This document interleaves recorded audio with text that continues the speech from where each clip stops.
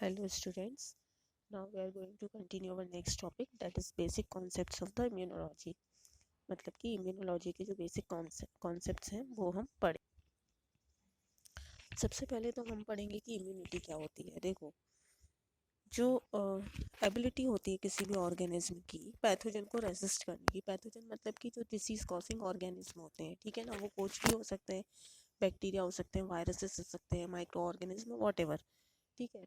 उसको रेसिस्ट करने की जो किसी भी पर्टिकुलर ऑर्गेनिज्म की कैपेसिटी है, उस ऑर्गेनिज्म की इम्यूनिटी है, ठीक है ना।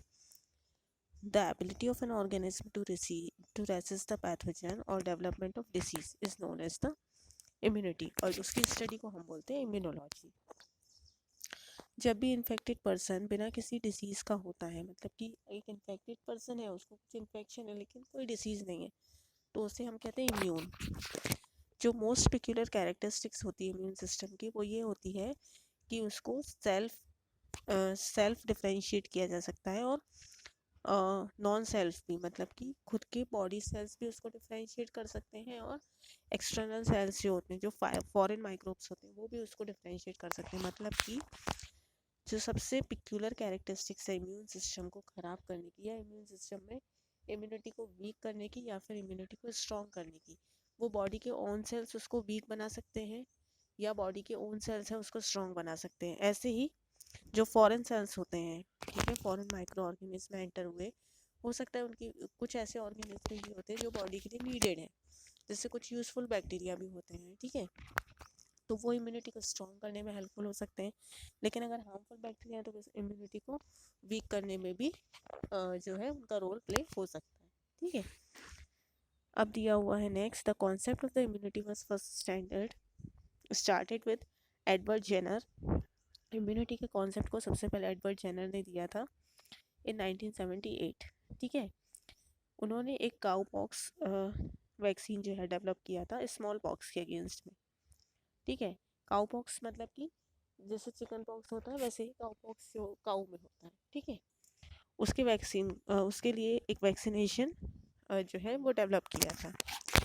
फिर इमिल वॉन बैरिंग और किटासेटो, उन्होंने इसको डेमोन्स्ट्रेट किया था एंटीबैक्टीरियल सब्सटेंसेस को ब्लड के अंदर, ठीक है, एनिमल्स के, उसको इम्यूनाइज किया था। इम्यूनाइज मतलब कि इंजेक्ट किया था, किसके अगेंस्ट, टिटेनस और डिप्थीरिया के अगेंस्ट, ये जो डिसीज है उसके अगेंस्ट, ठीक है। फादर ऑफ इम्यूनिटी कौन है? Emil von Behring is the known as the father of immunology, इन्हें फादर ऑफ इम्यूनोलॉजी कहा जाता है, ठीक है। अब देखो, टाइप्स ऑफ इम्यूनिटी है दो टाइप की, एक होती है इन्नेट, दूसरी होती है एक्वायर्ड। इन्नेट इम्यूनिटी वो होती है जो इनबॉर्न इम्यूनिटी होती है, जिसको हम natural immunity as well as the inborn immunity कह सकते हैं। ये एक इनबॉर्न रेसिस्टेंस है किसी भी डिसीज के अगेंस्ट, ठीक है ना, या फिर किसी भी हार्मफुल जर्म्स के अगेंस्ट, ठीक है। This kind of immunity is developed by developing obstacle in the route of entering external factors in our body. Normally following 4 types of barriers are responsible. Mainly 4 type के barriers हैं जो responsible होते हैं किसी भी pathogen के enter होने के लिए। पहला होता है फिजिकल, दूसरा फिजियोलॉजिकल, तीसरा सेल्यूलर, और चौथा होता है साइटोकिनिक। फिजिकल का मतलब है कि एक ऐसा barrier, first line of defence जिसको हम बोल सकते हैं, जो कि रेस्ट्रिक्ट कर देता है पैथोजन को, ठीक है। अगर इननेट इम्यूनिटी है तो फिजिकल बैरियर किस तरीके से हेल्पफुल करेगा कि जितने भी पैथोजेंस हैं उनको फर्स्ट लाइन ऑफ डिफेंस पर रेस्ट्रिक्ट कर देगा। फर्स्ट लाइन ऑफ डिफेंस जो होती है हमारी बॉडी की, वो होती है skin, mucus. Mucus is a kind of membrane, ठीक है, एपिथेलियल लेयर की जिस पे कोटिंग होती है हमारे रेस्पिरेटरी ऑर्गन पर, ठीक है। नसल passages, digestive tract and the urinogenital pathway. दूसरा बैरियर है फिजियोलॉजिकल बैरियर।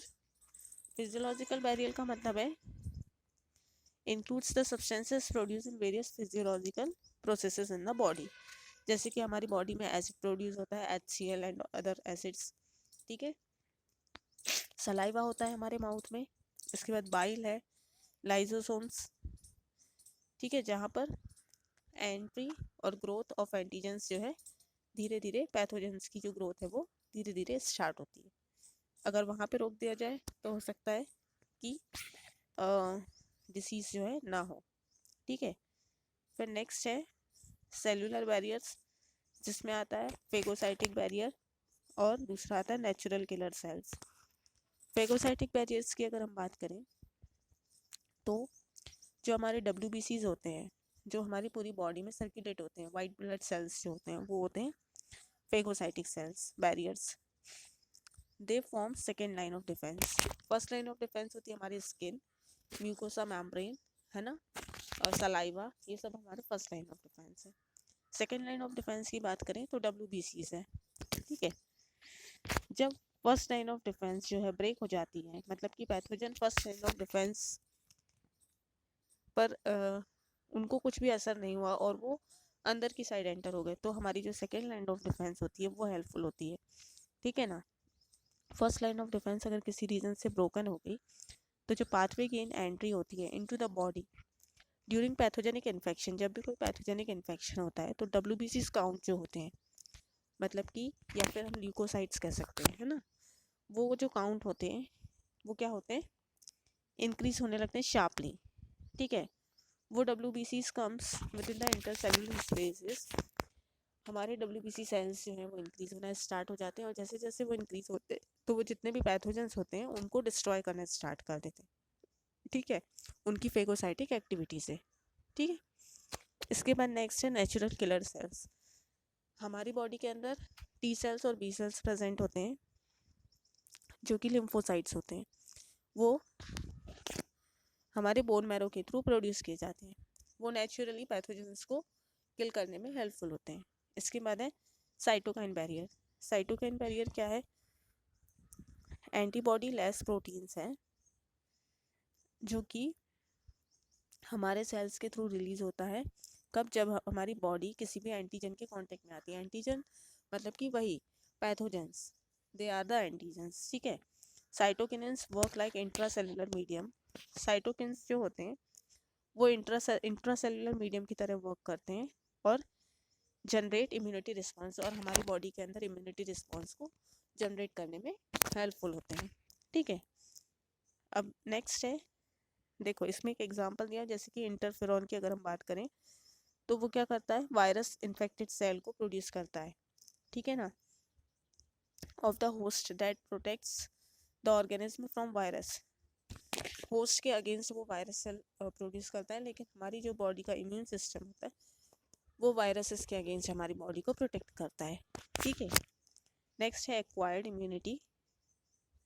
एक्वायर्ड इम्यूनिटी क्या है, it is the immunity which is bought about by the immune system which is developed after infection. देखो पहली थी इननेट इम्यूनिटी जो कि by birth हो सकती है, ठीक है ना, बॉर्न होते से ही वो इम्यूनिटी हमारी बॉडी के अंदर है, जितना इम्यून पावर है वो हमारा इननेट इम्यूनिटी है। एक होता है एक्वायर्ड इम्यूनिटी, जो किसी डिसीज़ के हो जाने के बाद हमारी बॉडी में जो इम्यून सिस्टम बनना वापस से स्टार्ट होता है, रिकवरी होना स्टार्ट होती है, वो होती है innate immunity. In this formation of antibodies and lymphocytes that are attacked and destroy the pathogen. इसमें क्या होता है, वहाँ पर एंटीबॉडीज़ का फॉर्मेशन होना स्टार्ट होता है एज वेल एज लिम्फोसाइट्स का, जो कि पैथोजेंस को डिस्ट्रॉय करने में हेल्पफुल रहती है। दो बेसिक टाइप की एक्वायर्ड इम्यूनिटी होती है, एक होती है एक्टिव, दूसरी होती है पैसिव। क्या डिफरेंस है दोनों में देख लेते हैं। एक्टिव इम्यूनिटी जो है, active acquired immunity develops as a result of initial infection of pathogen which is due to the deliberate artificial immunization by vaccination or inoculation। मतलब कि एक्टिव एक्वायर्ड इम्यूनिटी जो है कब डेवलप होना स्टार्ट होती है, जब बॉडी में वैक्सीनेशन हुआ हो, ठीक है, या फिर इनोकुलेशन हुआ। मतलब कि जो बचपन में वैक्सीनेशंस मिलते हैं उससे एक इम्यूनिटी बिल्ड होती है एक पर्टिकुलर डिसीज़ को रेसिस्ट करने के लिए, ठीक है, और या फिर इनोकुलेशन हुआ हो, मतलब कि वैक्सीनेशन और इनोकुलेशन आर द सेम, ठीक है ना। मतलब कि कोई चीज़ है जो आपकी बॉडी में इंजेक्ट की गई है, ठीक है, जिससे कि बॉडी जो है उस पर्टिकुलर डिसीज से आपको रेसिस्ट कर रही है। दूसरा है पैसिव एक्वायर्ड इम्यूनिटी। इसमें क्या होता है, जो न्यूबॉर्न चाइल्ड होते हैं, है ना, वो इस इम्यूनिटी को अपनी मदर से रिसीव करते हैं विद द हेल्प ऑफ, कैसे करते हैं, mother by the flow of maternal antibody through placenta. जब कोई भी न्यूबॉर्न बॉर्न होने से पहले, before their birth, when they are in their placenta of their mother, उस टाइम पर जो इम्यूनिटी बिल्ड होती है उनमें, वो होती है पैसिव एक्वायर्ड इम्यूनिटी। ठीक है, एक्वायर्ड इम्यूनिटी में बी शॉर्ट लिव इम्यूनिटी और लाइफ टाइम इम्यूनिटी, दोनों टाइप की हो सकती है। कुछ टाइम के लिए भी इम्यूनिटी बिल्ड हो सकती है और कभी कभी लाइफ टाइम के लिए भी हो सकती है। ठीक है, अब component of human immunity system. Human immunity system के अंदर दो बेसिक मेन कंपोनेंट्स हैं, एक है ह्यूमरल, दूसरा है सेल मेडिएटेड इम्यूनिटी।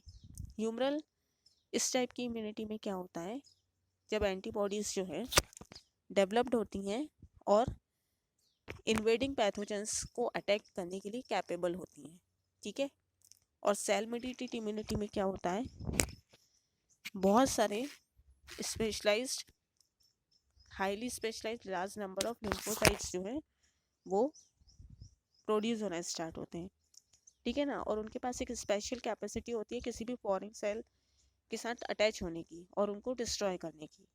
ठीक है, सेल मेडिएटेड मतलब कि उसको सेल जो है उस इम्यूनिटी को प्रोड्यूस कर रहे हैं, मतलब जो टी लिम्फोसाइट्स और बी लिम्फोसाइट्स हैं वो मेनली, या फिर हमारे WBCs कह सकते हैं, वो मेनली एक जो स्पेशलाइज्ड हाईली कैपेबल एक इम्यूनिटी प्रोड्यूस कर रहे हैं जो कि पूरी तरीके से किसी भी foreign cell as well as in pathogens पे अटैच होकर उसको डिस्ट्रॉय करने का काम करते हैं।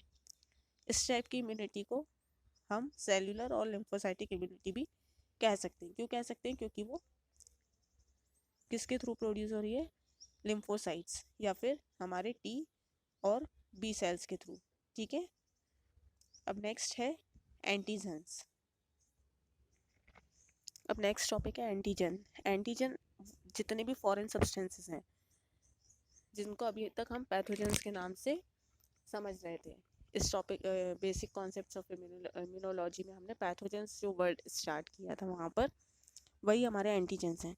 जितने भी फॉरेन सब्सटेंसेस हैं जो हमारी बॉडी ऑर्गेनिज्म को इन्वेट कर रहे हैं, मतलब कि हमारी बॉडी में एंटर हो रहे हैं और हमारे इम्यून सिस्टम को स्टिमुलेट कर रहे हैं, कैपेबल है वो हमारे बॉडी के इम्यून सिस्टम को स्टिमुलेट करने के लिए, उनको हम बोलते हैं antigens. Antigens are proteins, large polysaccharides and large lipoproteins having a high molecular weight. Antigens क्या है, प्रोटीन्स हैं, लार्ज पॉलीसेकेराइड्स और लार्ज लिपोप्रोटीन्स हैं जिनका मॉलिक्यूलर वेट 8000 और उससे भी अबव होता है। ये फॉरेन मॉलिक्यूल्स हैं जो कि antibodies which cause production of antibodies in response to infection, मतलब कि एंटीबॉडीज के प्रोडक्शन को अफेक्ट करने में जो रोल प्ले करते हैं वो होते हैं एंटीजेंस। ठीक है, all the toxins produced by bacteria are proteins, polysaccharides and mucopolysaccharides and hence they are highly antigenic. मतलब कि जितने भी टॉक्सिन्स होते हैं जो कि बैक्टीरिया के थ्रू प्रोड्यूस होते हैं वो होते हैं प्रोटीन्स, पॉलीसेकेराइड्स और म्यूकोपॉलीसेकेराइड्स, जो कि हाईली एंटीजेनिक होते हैं, मतलब कि हाईली जो है अफेक्ट करते हैं बॉडी को। ठीक है, a kind of pathogens. Next है एंटीसीरा। एंटीसीरा एक लिक्विड फॉर्म ऑफ एंटीबॉडीज है, ठीक है, which is use to kill the pathogen organism present inside the body of a patient. ठीक है, एंटीसीरा मतलब a kind of serum which is given to the particular patient who is suffering from a particular disease. ठीक है, there are different types of antisera for different disease. Her disease के लिए अलग अलग type के antisera होते हैं, अलग अलग टाइप की सीरम्स होती हैं। It is prepared by giving a small amount of antigens regularly to cattle. Cattle को किस तरीके से दिया जाता है, स्मॉल अमाउंट जो है रेगुलरली उनको दिया जाता है। The body of these animals synthesise antibodies against it. तो क्या होता है, धीरे धीरे जो एनिमल्स की बॉडी होती है एंटीबॉडीज बनाना प्रोड्यूस करती है। ठीक है, और एंटीजन को रेसिस्ट करने का काम करती है, मतलब कि एंटीजन को एंटर होने से रोकने का काम करती है, ठीक है। Finally their body along with the serum is collected with the anti Sira of the given antigen. तो धीरे धीरे क्या होता है, उनके ब्लड में जो सीरम है वो क्या करता है, एंटी सीरा जो है धीरे धीरे बहुत सारी एंटीबॉडीज बना लेता है और एंटीजेंस के प्रोड्यूस जो है काम कर सकता है, ठीक है। Today antisera is used to produce artificial immunity और resistance in the human beings. अब जो है एंटीसीरा सीरम्स जो दिया जाते हैं वो ह्यूमन बॉडीज़ के अंदर एक आर्टिफिशियल इम्यूनिटी बिल्ड करने में हेल्पफुल होते हैं। आर्टिफिशियल इम्यूनिटी अगर बिल्ड हो जाती है तो उससे क्या होता है कि ह्यूमन बॉडी जो है एक पर्टिकुलर डिजीज से रेसिस्ट करने के लिए कैपेबल हो जाती है, ठीक है। जैसे कि अभी हम बात करें तो प्लाज्मा, कोरोना वायरस जो चल रहा है इसमें जो प्लाज्मा एक पर्टिकुलर पर्सन जो ऑलरेडी जिसको कोविड हो चुका हो उसका जो प्लाज्मा होता है किसी अदर पेशेंट के लिए, कोविड पेशेंट के लिए हेल्पफुल होता है। क्यों? क्योंकि उसका जो प्लाज्मा होता है उसमें बहुत सारी एंटी बॉडी जो होती है वो बिल्डअप रहती है, डेट्स वाई वो हेल्पफुल होता है। तो इस तरीके से जो है वो हेल्पफुल रहता है, ठीक है। देखो antisera is also use for the treatment of disease like rabies and the food poisoning. Antivenom जो होता है वो स्नेक बाइट के अगेंस्ट यूज होता है।